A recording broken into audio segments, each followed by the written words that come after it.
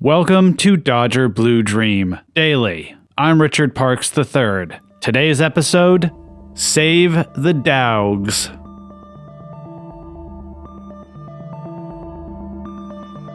Freddie Freeman continues his home run streak tomorrow. Into center field. Judge comes on. He's got it. The Dodgers and we've got a game 5 the New in the York Yankees Bronx last night. 11-4. The Dodgers' lead in the best-of-7 World Series is now 3-1, with Game 5 scheduled for tonight, Wednesday, October 30th at 5:08, very specifically Pacific Time. Because last night's game was a must-win, potential elimination game for the Yankees. In order to beat us, the Yankees used all of their quote-unquote high-leverage relievers. They even brought in their closer, Luke Weaver, in the top of the 7th inning. So going into tonight's game, their bullpen is taxed. And congratulations, Yankees, on winning one game.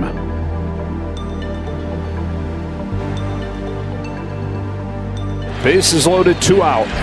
Cranks a ball, deep left field. And we, on the other hand, used none of our high-leverage guys. We saved the Dawgz. Let me explain. Because the plan is to pitch a bullpen game for Game 4. In a recent episode, we told you that this was the plan for last night's Game 4. And let me give you a tip. Watch out for the turtleneck. I've highlighted one relief pitcher in particular to help tell this story. Brent Honeywell Jr. Brent Honeywell Jr. Because he has a deliciously excellent baseball look.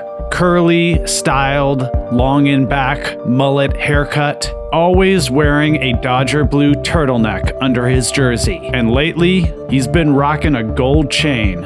But it's not just that I love his look. Brent Honeywell and a small handful of other pitchers who, with Honeywell, got us through yesterday's loss, rookie call-ups Ben Kasparius and Landon Knack, and veteran reliever Daniel Hudson, who took the loss yesterday, are a very important piece of how this team operates, and especially in a best-of-7 series. Let's cut to manager Dave Roberts' post-game interview.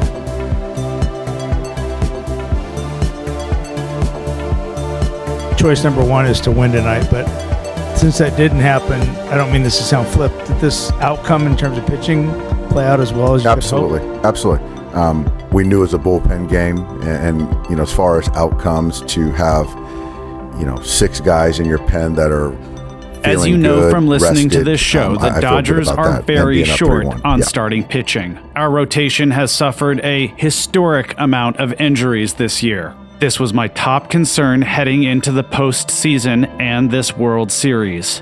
Because the Dodgers were able to get through this game with 2 rookie call-ups, an embattled veteran who's come close to retirement several times, and a 29-year-old journeyman minor leaguer from Augusta, Georgia, who throws a screwball and has great style. All of our top-tier bullpen arms are fully rested and fresh to close down tonight's game.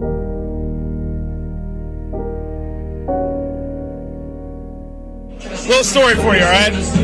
This guy Voices you're hearing belong to Dodgers third baseman Max Muncy and Brent Honeywell with his southern drawl between cigar puffs. This was recorded during the Dodgers locker room champagne celebration after winning the National League Championship Series over the New York Mets. With the Dodgers up 3-1 in that series, in a Game 5 that was played at Citi Field in Queens, Jack Flaherty got knocked around early on, and Brent Honeywell came in to save the Dawgz, going 4 2/3 innings, basically the rest of the game.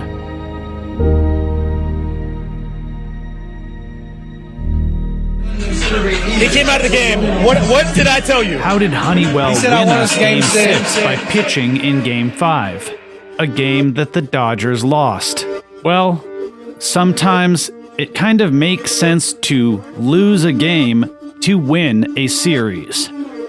Let's dig in, because this really gets to the essence of Save the Dawgz. Every relief pitcher is a failed starting pitcher. like Michael Kopech, for example, one of the main Dawgz out of our bullpen, still harbors dreams of becoming a starter. When pitchers can't make it to the big leagues as starters, the next best thing you can do is to focus your talents into becoming a highly explosive, precision bomb type pitcher that can be deployed in short bursts in specific situations. The best of those become what we call in the Dodgers bullpen in 2024, the Dawgz.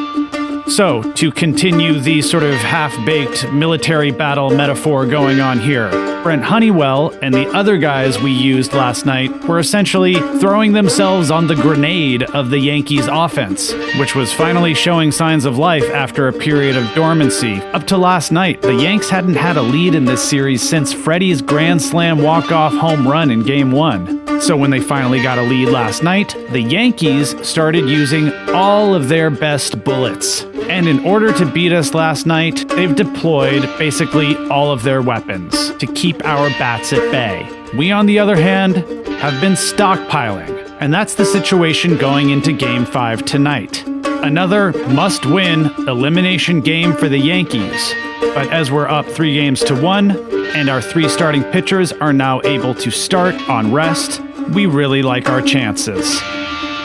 So hopefully now you understand why Max Muncy says Brent Honeywell Jr. won us Game 6 of the NLCS by pitching in Game 5 of that series, and how a similar save the Dawgz type strategy is at work here in Game 4 last night and looking ahead to tonight's Game 5. Sometimes it's okay to lose a game in order to win a series. And by the way, the Dodgers are the 25th team in World Series history to go up 3-0. And teams that go up 3-0 have gone on to sweep in 4 games 21 of those 25 times. While that didn't happen for us last night, teams that go up 3-0 have also won in 5 games 3 times.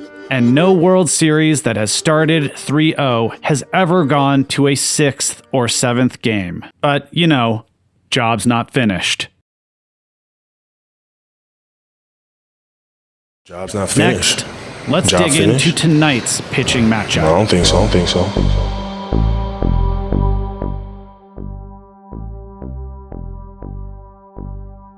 Yeah, in a good spot. Looking forward to. We have our Game 1 starter, Burbank's own Jack Flaherty, on the mound to face off against the Yankees ace, Garrett Cole. And how do I feel about that matchup? I mean, Freddie Freeman won Game 1, but he wouldn't have had the chance to if it weren't for Jack Flaherty, who went toe-to-toe with Cole in what was basically an old-fashioned pitcher's duel. The difference for both offenses being they just saw these pitchers less than a week ago, and the more you see the same pitcher, the more you start to figure him out. Garrett Cole is one of the best pitchers in baseball, and I went to the trouble of looking up his stats when facing an opponent for the second time in a series. Cole has made 6 such starts in the postseason in his career, and his record is 4-1. His ERA is 1.83, and his strikeout to walk ratio is 45-8. In all other postseason starts combined, Cole is 7-5 with a 3.30 ERA, so that's giving up about twice as many runs on average. When he's facing teams for the first time, he's better the second time around. And that's a much larger sample size. He's only faced an opponent the second time in a series 6 times, but still, those numbers are pretty scary. Because he is the rare, smart pitcher who has great stuff, but is also able to change it up. And he looked locked in during his Game 1 start, during which Flaherty was matching him inning by inning. But the Yankees were getting opportunities. They got 10 hits that night. And after a great first half of the season, Jack Flaherty, who we picked up at the trade deadline, has been very good for the Dodgers, but it's been a little bit up and down, and more of late. Like in the Mets series, which I just referred to. He got knocked around in that Game 5. That's why Brent Honeywell had to come in. So we'll see how it goes tonight.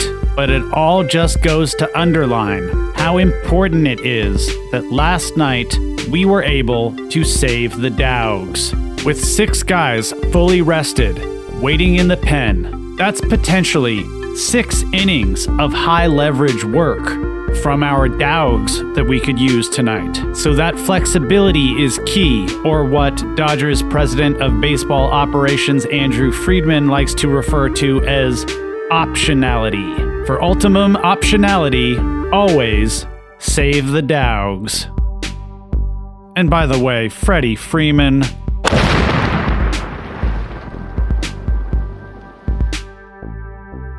Freeman cracks one deep to right field and gone again!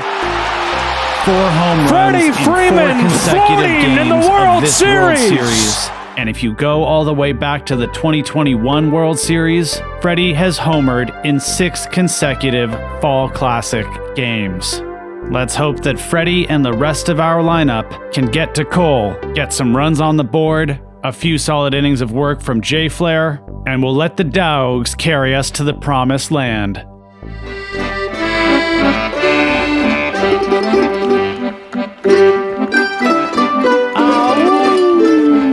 Dodger Blue Dream is written and produced by me, Richard Parks III. Original music in this episode by Jonathan Snipes, William Ryan Fritch, and by me. Story editing by Caitlin Esch. Production assistance from Tyler Hill. And special thanks to Elizabeth Parks Kibbe. If you like Dodger Blue Dream, please visit our Patreon, patreon.com/DodgerBlueDream. Get a t-shirt, a sticker, support this totally independent show. Thanks again for listening. I'll talk to you soon.